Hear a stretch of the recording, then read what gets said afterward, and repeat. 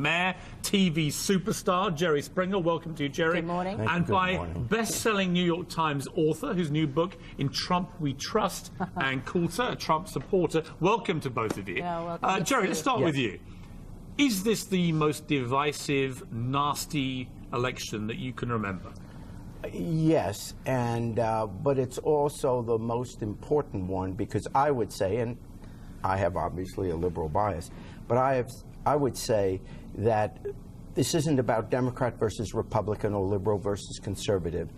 This is really about the first time we've had a major party candidate for president running, in a sense, opposed to the idea America, opposed to the concept that we're the one place on earth where it wouldn't matter what your religion is, it wouldn't matter where your parents were from.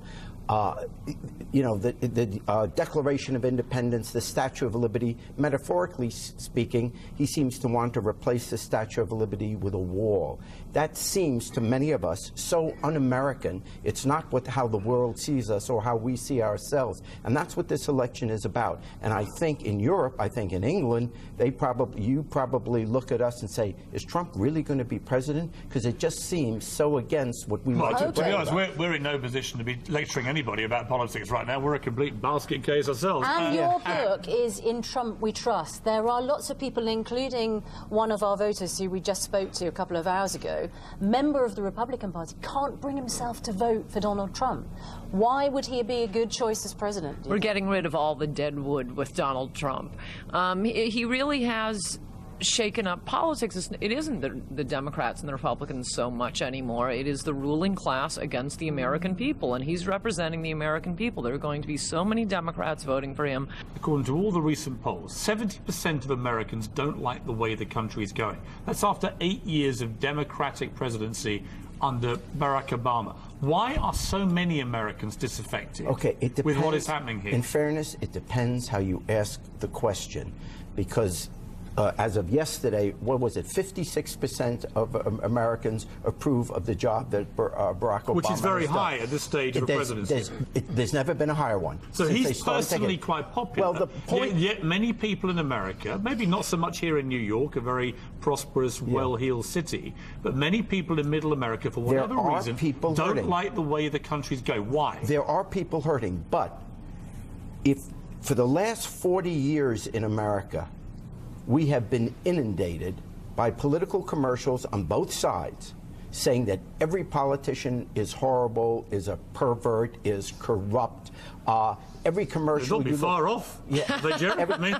Well, we've raised 2 generations of Americans to hate the government, to hate Washington, to disrespect the president. If you do that day in and day out, you only have campaigns for 6 weeks. Right. We have it year-round. You raise people to believe this. After a while, you can't then be shocked to think that, gee, if you take a poll, people think the country's in trouble. But I don't think they're that suggestible, and I think your point is even stronger than the way you put it. We've just had 8 years of a Republican followed by 8 years of a Democrat.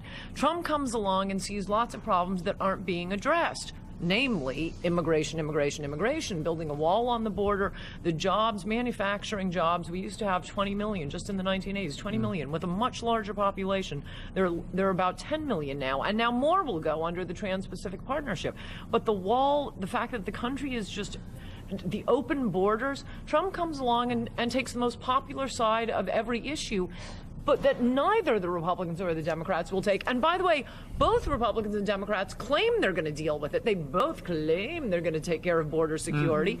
But then they get into office, both Republicans and Democrats, I would say, and say, Wall Street, what do you need? Jerry, let me ask you this, Jerry.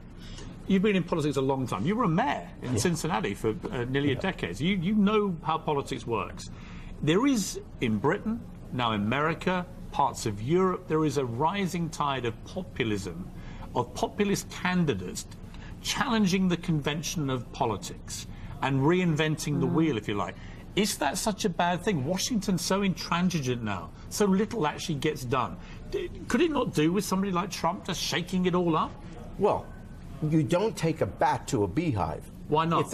Well, because because everybody gets stung. Yeah, or you might kill a lot of bees. No, yeah. Well, that's exactly what's happening.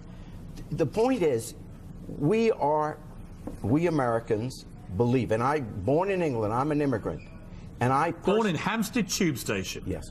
You're one of us. Okay.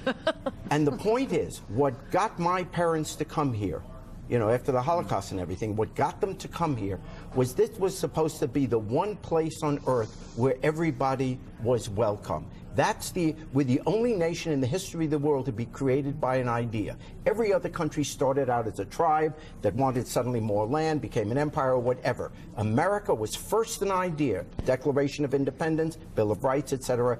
And we have a destination to get there. We didn't start out there. That's what we're about. Okay, That's totally contrary to history. That is not what America is. America is a journey. This wasn't invented 20 years ago, this idea business. Oh, my God, no. Not an argument. Good. In Trump We Trust, E Plurb is awesome. I want to ask a couple specific questions about the book. But first, on that topic, I wanted to play this clip of Donald Trump. I think he's been on fire this week. I'm going to get your take on that. And I'm looking forward to proving the haters wrong and criticizing him. But he's just been doing so much good stuff over the last week that it has been a lot of Trump happy talk. Let's play this clip and see if you agree that he deserves it. We are also going to reject the bigotry of Hillary Clinton, who sees people of color only as votes and not as human beings worthy of a better future. So true. That is so true.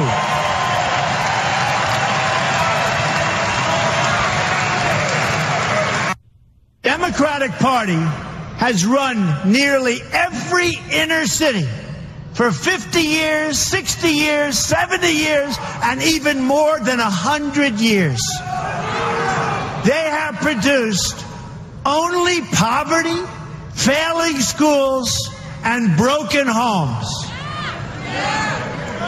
In the last 8 years, the African American labor force participation has declined another 3 percentage points, and it's dropped another 6 percentage points for teenagers, and that's already from the most dismal numbers in history.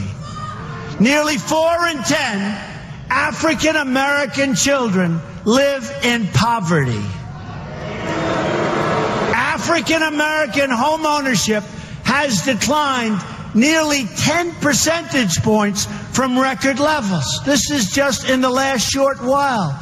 Also, since 2009, another 2 million Latinos have fallen into poverty. Incomes for Latino workers fell by almost another $1,000 a year, again, by terrible standards. Meanwhile, homicides are up nearly 50% in Washington, D.C., and more than 60% in Baltimore, and up all over the place, no matter where you look. The level of crime in these cities is something no American should consider acceptable. And aside from I have a criticism. First of all, I don't like the Latinos thing. He can just say Latinos. He can just, that's fine. He doesn't need the accent, because I don't get why people must do that in public life. I know. But that stuff, and granted, I come from a liberal area. I went to liberal college in a liberal area, and I started working for Larry Elder. I've been waiting for a Republican to speak plainly to the black community, because I want the black community to thrive. I want the Latino community to thrive in this country, and they're being lied to and taken for granted by the Republican Party. Have you ever heard a Republican talk like this to those groups of people? Other than Larry Elder, no. No, it's beautiful. It's perfect. And in general, one of the things, I may write about this week, one of the things I've liked about Trump is that he doesn't speak to Latinos qua Latinos. He doesn't go and speak to Muslim groups and tell you what. He rejects the identity politics of the left, which is fantastic. He speaks to them as Americans. And as Americans, he promises to bring jobs back, to get wages up, to end these job-killing trade deals. And that is extremely appealing. You're never going to outbid the Democrats on identity politics. Yes. But I do make the exception for, as I've written and talked about for forever for African Americans who have gotten the short end of the stick in this country. First with slavery, then with the Democrats' policies of Jim Crow, then with the Democrats' policy of just soul crippling welfare programs. I do think we owe something more to people who have been in this country for centuries. Compared to an immigrant who ran across the border last week. And with the Democrats, he's absolutely right. The Democrats just see blacks and Hispanics as voters. That's it. Just bring them in. And the Democrats are about to dump African Americans and move on to the far more numerous Hispanics. No, I think it's really outrageous that I mean, think of it. I just keep looking back and thinking, what if instead of dumping 30 million poverty-stricken third worlders on the country starting in 1970, America had turned its attention to really helping black people? We had ended the disastrous Great Society programs. We really focused on that. I don't think we'd be having these Fergusons and Baltimores and Milwaukee riots today. No, and we got Black Lives Matter protesting, unironically, a black cop shooting a black criminal in Milwaukee and not caring about the black people suffering in the Louisiana floods. And you wonder why people think this country is heading on the wrong direction. Ann Coulter's my guest. When she comes back, I'm going to ask her what we can learn from her new book, In Trump We Trust, E Pluribus Awesome. I'm watching it ascend the Amazon charts as we speak, no doubt due to this fantastic audience. And we're going to be taking some of your calls and some of your questions for Ann, and we'll get her assessment on where the man stands, the candidate that she was such a vocal supporter of before pretty much anyone else, Donald Trump. Ann, is it an 11-time best-selling author at this point? Do I have that right? Yes, this is my Unbelievable. 12th book. This is your 12th book, and I got a feeling we could get there, but we're not going to do it without your help, ladies and gentlemen. Breitbart.com, you can check it out. An exclusive excerpt with over 5,000 comments, which is truly insanity for a book excerpt at Breitbart.com, and a review from Julia Hahn as well. The book, In Trump We Trust, E Pluribus Awesome, on shelves today. Beautiful layout on the Drudge Report also, which is quite cool. So I'm sure you'll be getting quite a bit of attention, Ann. And I was getting some feedback for the interview during the break, and people are, and as I've been saying, as I've been preaching the doctrine of Ann since I was a teenager, they're very impressed with your intellectual rigor. Is it the fact is that these things are very well researched? They're funny. They're every bit as funny as Jon Stewart, who tends to just kind of make a gape mouth face at the right moment, and that's how he gets most of his jokes. But the writing is funny, and you can see that from an excerpt. But to talk about your process in terms of your research, you're one of the best researchers in the business. Thank you. I am a little fanatical about research. You'll notice from, I think I say it on page 1 or 2, I have a string of quotes of various pundits and the commentariat saying that Trump's appeal, it's all about personality and people are angry and they'll say it's anything but the I word, immigration. Yes. And I just ran the string of quotes together and put in a parenthetical saying I'm too busy to footnote. So there are fewer footnotes in this book, though I did footnote some of the important stuff, but not the things that were unnecessary. But I come from a legal background. I was just thinking about this yesterday. I learned so much from my longtime editor, Doug Pepper. He used to claim that all he would do in editing me was unexample things, because I'd make a point and then I always felt like I had to. It was like I was writing a legal brief. I'd have to give you 10 examples, sometimes 20 examples of it. And he said to me, Ann, just pick 3 and move on. You don't need 20 examples of every point you make. And so that's what I do now. Pick a few Maybe for examples. The junkies, you can make the unabridged Coulter version of these right. books. So it could be 900 in one pages. chapter, no policy specifics. It has been driving me crazy. There are all these cliches the media comes up with to attack Trump that don't make any sense. And one of the ones I used to hear every time I turned the TV on was, well, he won't give us any policy specifics. He says he'll build a wall, but no policy specifics. He's going to renegotiate trade deals, no policy specifics. He's introduced policies, policy-laden policy papers. Throughout this period, he's been attacked for having no facts, no policy specifics, no People say that on TV because they don't have an answer to what his policy specifics are. We didn't need to know from FDR, how to refuel a landing craft vehicle. We didn't need that level of policy specific. We want to know what his plan is. And as I go through in describing the debates, he was the only one in either party giving us policy specifics. He will build a wall. He will ban or certainly significantly curtail immigration from Muslim countries. He will deport illegals. He'll let ICE do its job. He'll renegotiate trade deals. He won't be, constantly looking for wars to get involved in. What were the other candidates' positions on these things?